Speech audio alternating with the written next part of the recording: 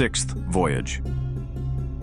It must be a marvel to you how, after having 5 times met with shipwreck and unheard of perils, I could again tempt fortune and risk fresh trouble. I am even surprised myself when I look back, but evidently it was my fate to rove, and after a year of repose I prepared to make a 6th voyage, regardless of the entreaties of my friends and relations, who did all they could to keep me at home. Instead of going by the Persian Gulf, I traveled a considerable way overland, and finally embarked from a distant Indian port with a captain who meant to make a long voyage. And truly he did so, for we fell in with stormy weather which drove us completely out of our course, so that for many days neither captain nor pilot knew where we were, nor where we were going. When they did at last discover our position, we had small ground for rejoicing, for the captain, casting his turban upon the deck and tearing his beard, declared that we were in the most dangerous spot upon the whole wide sea, and had been caught by a current which was at that minute sweeping us to destruction. It was too true. In spite of all the sailors could do, we were driven with frightful rapidity towards the foot of a mountain, which rose sheer out of the sea, and our vessel was dashed to pieces upon the rocks at its base. Not, however, until we had managed to scramble on shore, carrying with us the most precious of our possessions. When we had done this, the captain said to us, "Now we are here, we may as well begin to dig our graves at once, since from this fatal spot no shipwrecked mariner has ever returned." This speech discouraged us much, and we began to lament over our sad fate. The mountain formed the seaward boundary of a large island, and the narrow strip of rocky shore upon which we stood was strewn with the wreckage of 1,000 gallant ships, while the bones of the luckless mariners shone white in the sunshine, and we shuddered to think how soon our own would be added to the heap. All around, too, lay vast quantities of the costliest merchandise, and treasures were heaped in every cranny of the rocks, but all these things only added to the desolation of the scene. It struck me as a very strange thing that a river of clear fresh water, which gushed out from the mountain not far from where we stood, instead of flowing into the sea as rivers generally do, turned off sharply and flowed out of sight under a natural archway of rock. And when I went to examine it more closely, I found that inside the cave the walls were thick with diamonds and rubies and masses of crystal, and the floor was strewn with ambergris. Here then, upon this desolate shore, we abandoned ourselves to our fate, for there was no possibility of scaling the mountain, and if a ship had appeared, it could only have shared our doom.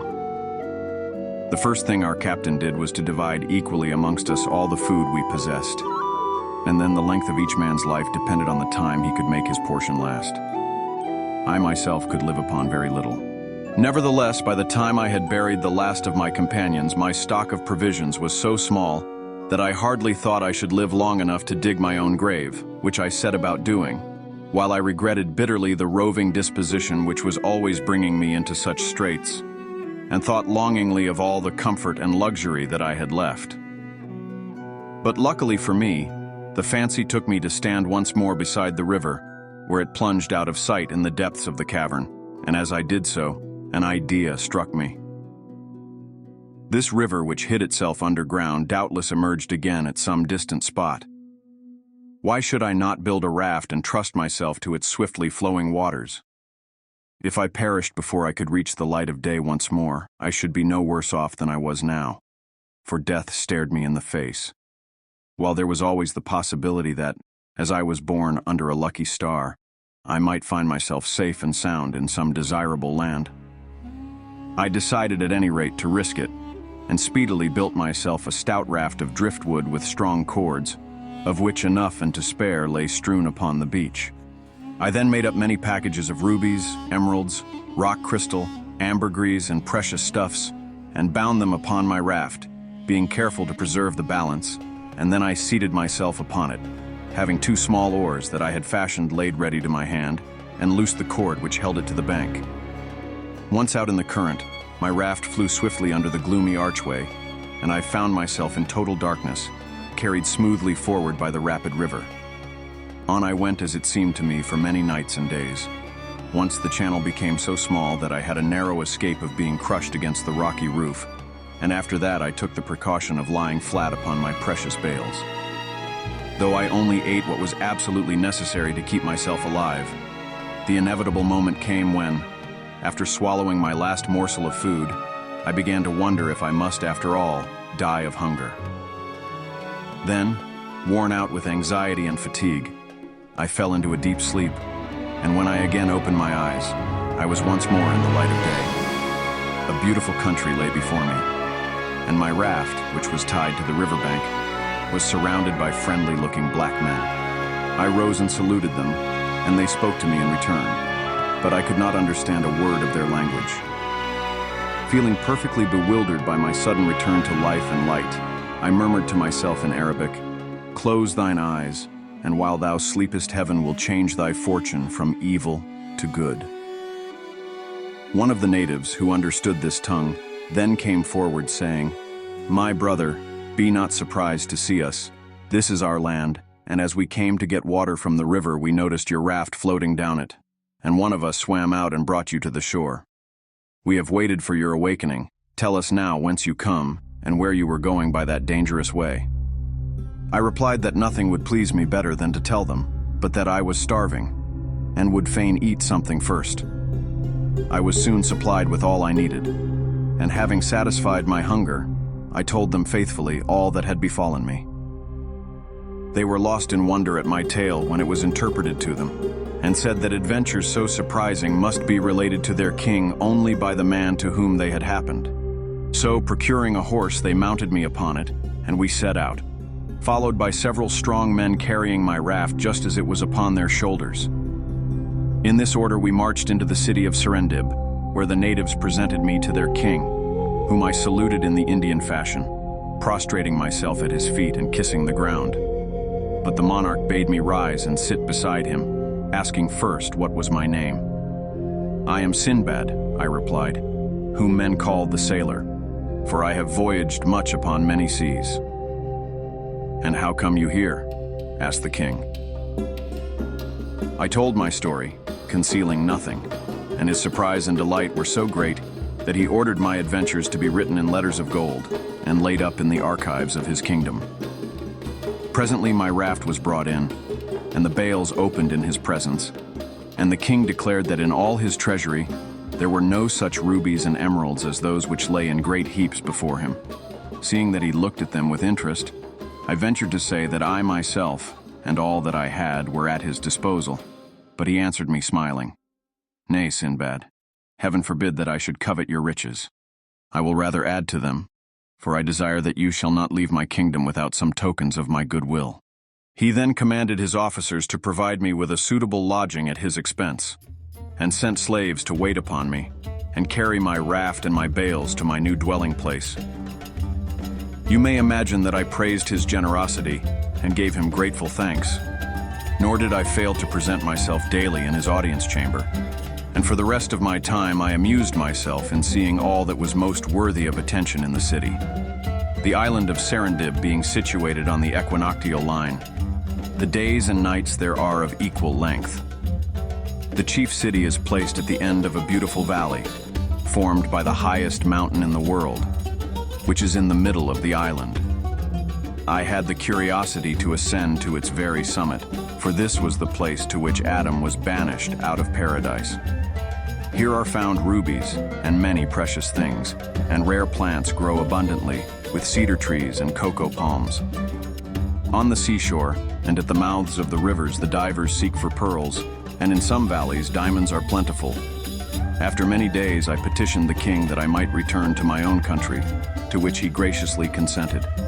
Moreover, he loaded me with rich gifts, and when I went to take leave of him, he entrusted me with a royal present and a letter to the commander of the faithful, our sovereign lord, saying, "I pray you give these to the Caliph Harun al-Rashid and assure him of my friendship."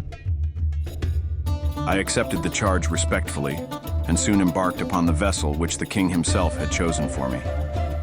The king's letter was written in blue characters upon a rare and precious skin of yellowish color, and these were the words of it.